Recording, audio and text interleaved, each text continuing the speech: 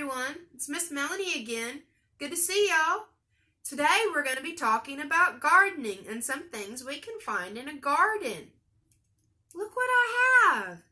I have tomatoes. This is a grape tomato, and this is called a cherry tomato. What color is that tomato? No, it's not green. Blue? No. But I've heard there's other colors of tomatoes. This one's red. Here's another one. It's yellow. Guys, you really got to see this one. It is red and green. And this grape tomato is orange.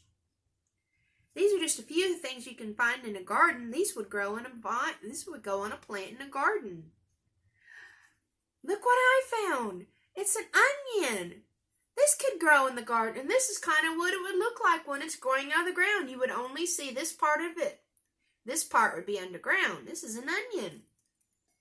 Here's another onion, a really big one. Potatoes grow in a garden. They grow underground. And all you would see is the stalk, the plant growing up on the top. Sweet potatoes grow in a garden, and they'd be growing like this, and they'd have plants, and this would be underground. Those are just a few things you can find in a garden. And if you watch at the end of my video, there's going to be pictures of other gardens. You'll find a yellow picture of a daffodil, a little light colored yellow flower called a paper white. There's a pale purple iris. There's going to be a really pretty tulip. And the special treat, there's a cactus garden pictures. And if you look really close at one of the cactuses, you'll see tiny little baby cactuses that could grow all by themselves.